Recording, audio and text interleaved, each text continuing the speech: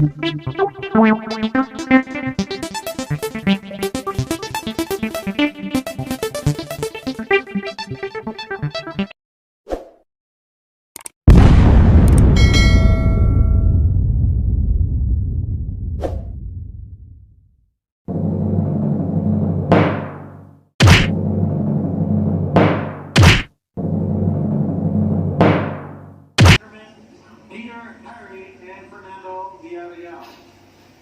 in charge of the action is This bout will be 8 rounds in the featherweight division. Introducing first in the red corner wearing the blue trunks with white trim. He weighed in at an even 127 pounds.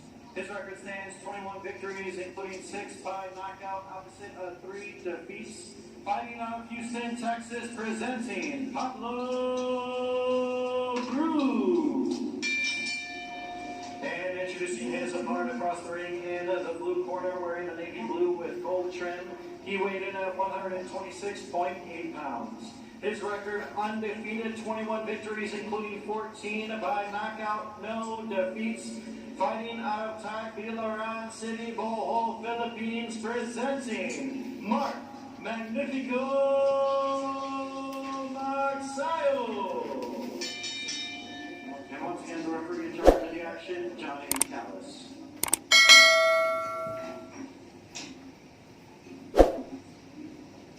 Mark, you received your instruction in the dressing room to protect yourself at all times, but above all, obey my commands at all times. First command is right now, touch him up, and the bell rings, come out and box. Good luck.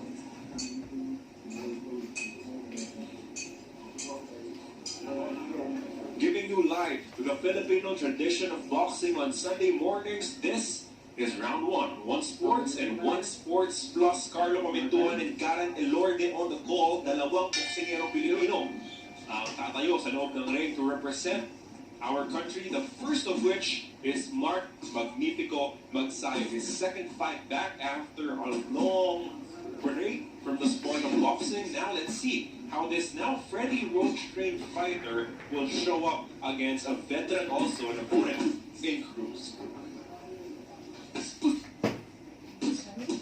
These are your featherweights at the Mohegan Sun Casino in Connecticut.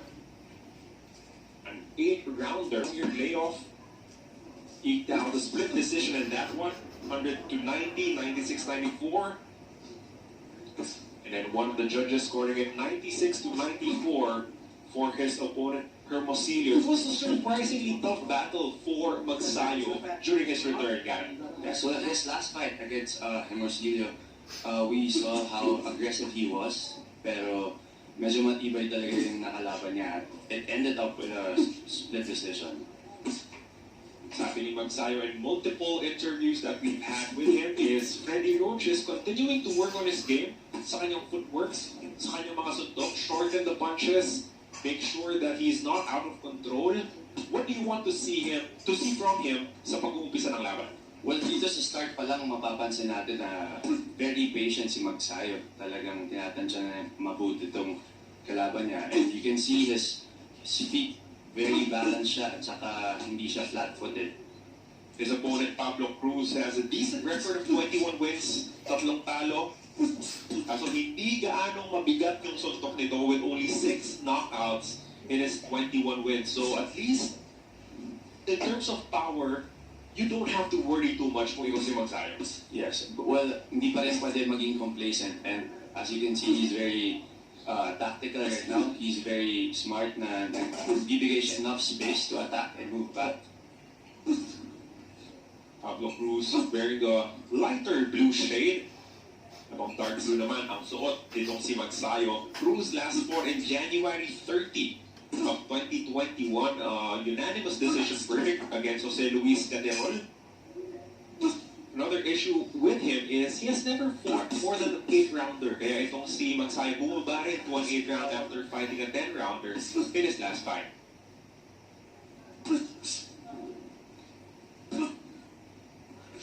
You can see Magsayo still trying to measure out the distance. Sinusukat pa talaga kung ano yung distansya kailangan niya para mapatamaan itong kalaban niya.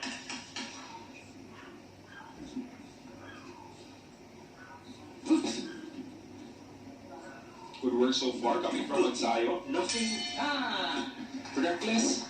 Very calculated yung first 3 minutes na kanya laban. Why is it important to establish your jab early in the fight?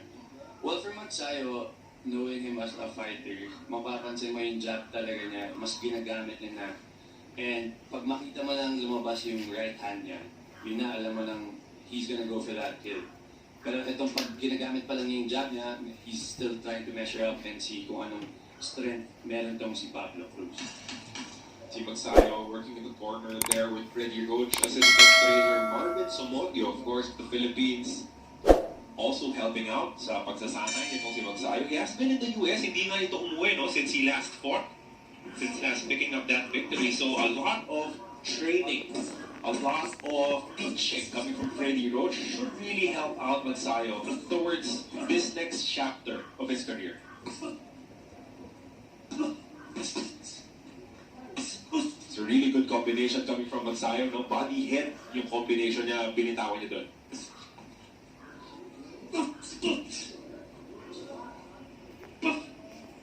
Cruz also trying to establish his jab here in the second round.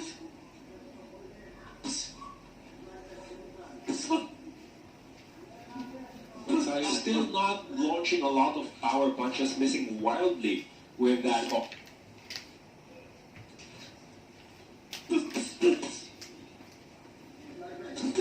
Upper to the body, yun, tumama yung left hook, good hook to the chin.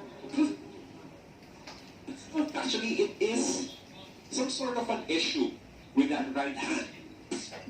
And I think that's scary for him right now na naramdaman niya yung power ni Mark Magsayo. So far, Magsayo keeping it very clean. Ayaw magpatama halos dito kay Pablo Cruz. And this plays into what Freddy Roach wants to mold him as. Hit and not be hit. Be economical with your punches. Stay aggressive. Pero hindi ka mawawala dapat sa balance. Yun yung laging tinuturo ni Coach Freddy Roach. Yes, and mapapansin mo talagang siya yung aggressor for this fight.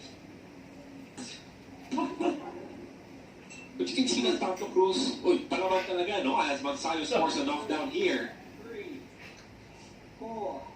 Referee John Calles reaches the 8th count. I think he's okay. Mas mas gulat siguro yung nagdala ng knockdown na yun. His feet weren't set. Yes. Pero nakatikim na nga rin siya nitong power ni Mark Magsayo. Definitely a good knockdown. Like what he said, yun nga yung weakness niya, yung chin niya, and dun siya natamaan ni Mark Magsayo. Let's see how Cruz tries to recover from that initial knockdown. So this is 10-8 round so far for Mark Magsayo, which should be good for his confidence as well. He was not looking for the kill, pero malinis talaga yung napatama niya causing that knockdown. He's still very patient right now. Ayaw niya masyado nga maging reckless kahit na napabaksak niya na to si Cruz. Oh, nice uppercut. 2 uppercuts landing for Magsayo.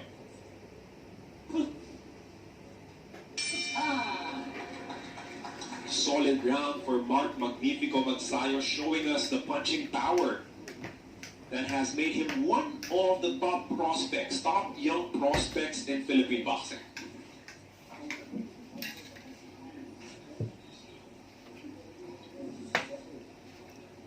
We've seen a corner nitong si Pablo Cruz already working on him. Let's see that knockdown one more time. It was just a jab that floored itong si Magsayo, as this fight is brought to you by Big Boss Cement. Green is good. And that was your gorilla punch of the round. A jab scoring the knockdown for Magsayo. Garen, how do you recover mentally from being floored like that? Well, he did a very good job recovering from that knockdown. Nakita mo naman he stood up. Hindi niya pinakita na knockdown siya. Talagang ayaw niya pakita na saktan siya. And that mentally for your opponent is good.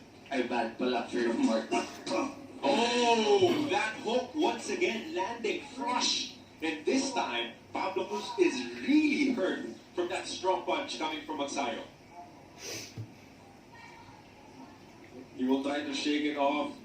And the referee really trying to judge if he is fit to continue. Pero napag-usapan natin, Garen, no, that left hook continuing to be a problem defensively for Pablo Cruz. And now Magsayo's going in for the kill. Referee John Callis looking on, deciding if he will allow Cruz to continue as Magsayo is pouring in the punches right now. And unfortunately for Cruz, Garen, naging maaga yung pagkatama niya dito sa third round. And Magsayo has 2 more minutes to try and finish him off here in the third.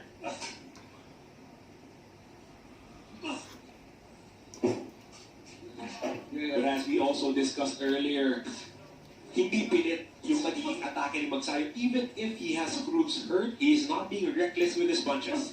And if you can see Magsayo's eyes, talagang hindi siya gigit. He's just really going for that skill. Alam niya yung dapat niyang gawin. Those are 3 left hooks landing consecutively for Magsayo. No defense whatsoever from Cruz.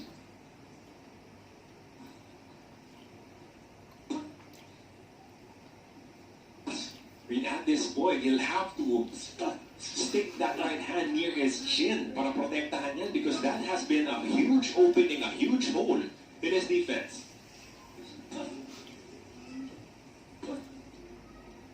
Looks like Pablo Cruz has recovered nicely, bounced back nicely from being floored very early with a stiff left hook here in the third round.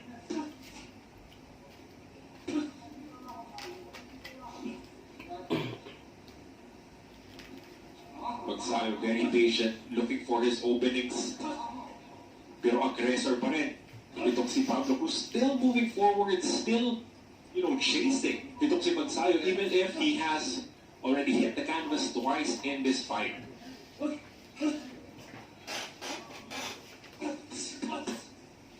Very active jab coming from Pablo Cruz, but those are weak replies to the onslaught that Magsayo had here in the third round. 23 more seconds. Let's see if Pablo Cruz will survive it.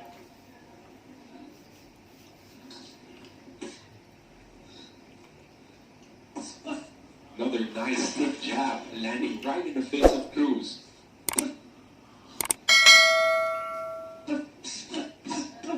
Oh, nice combination. Those were the cleanest punches that Cruz have landed here in this entire matchup, but still, if you look at the scoring, those are back-to-back 10-8 rounds for Mark Magnifico Magsayo, and you can see the blood already trickling down the cheek of Pablo Cruz here as we enter the fourth round. Those nice uppercuts landing for Mark Magsayo. Combination punching capped by that impressive left hook. We've said earlier in the broadcast na yun yung buta sa depensa, and mukhang nabasa rin talaga ni Magsayo na yun yung kailangan niyang atakihin dito kay Cruz. Pero nakakabilib din talaga daw si Cruz, tayo rin siya agad kahit after the knockdown. The first one was more of the flash variety. You get floored with a jab, nagulat ka ng konti, wala yung balanse mo, nahulog ka, but that second one definitely hurt. Itong si Pablo Cruz, as we said earlier, only 1 knockout loss in his entire career. So you know na matibay din itong si Cruz. Let's see how Magsayo tries to build on that success that he had in the third. Kaya impressive din yung mga binibitawang uppercuts itong si Magsayo in this fight. Yes, yun yung mapapansin natin naging parang additional na-train niya for double uppercuts, triple hooks, at lahat yun pasok at effective. Kita mo na yung pisngi, yung tinatamaan ng left hook. Oh, another right this time, and itong si referee John Calles rescues Pablo Cruz from further beating. He has seen enough. Mark Magnifico Magsayo with a walk-off knockout victory here in the fourth round. What a performance coming from Magsayo. We were talking about it earlier. His first fight back from a year off, you can see the ring rust. But now, you can see the old version of Magsayo in terms of aggression, in terms of power, but balanced out with whatever he has learned from Coach Freddie Roach so far. And like you said, being under Freddie Roach, talagang pagaling lang daw si Mark Magsayo. And that was your gorilla punch of the round, the knockout blow, the right straight mula kay Mark Magnifico Magsayo. The first two knockdowns were scored with the left hand, pero yung pagtapos niya ng laban, his vaunted right straight.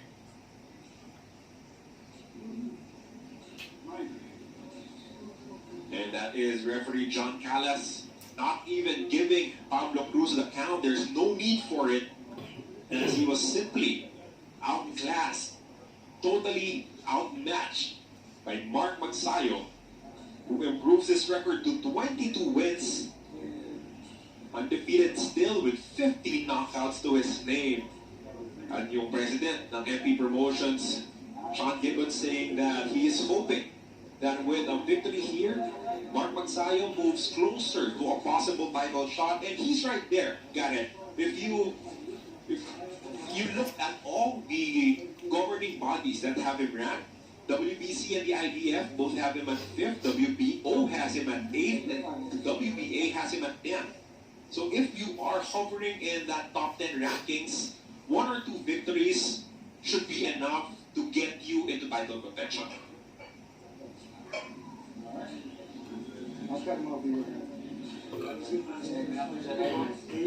Si Pablo Cruz congratulating the winner.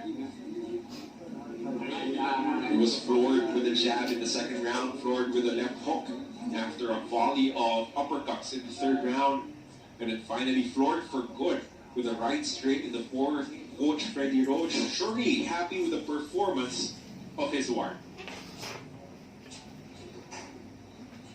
Karen, from this last fight to this fight, what were the improvements na nakita mo mula kay Magnifico Magsayo?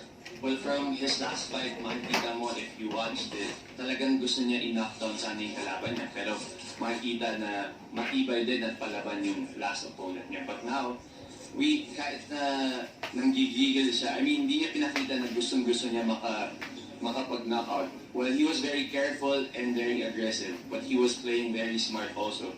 Well, syempre, under Coach Freddie Roach na binibigyan siya ng advice every time. Defense also marked improvement for Mark Magsayo. Barely touched in this 4-round fight.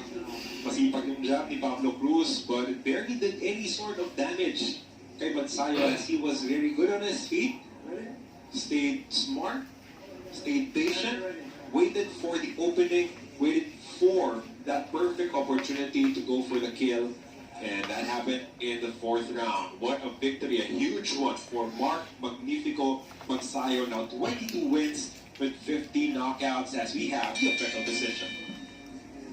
Ladies and gentlemen, the end comes at 48 seconds into round number 4. For your winner by knockout and still undefeated, Mark Magnifico Magsayo.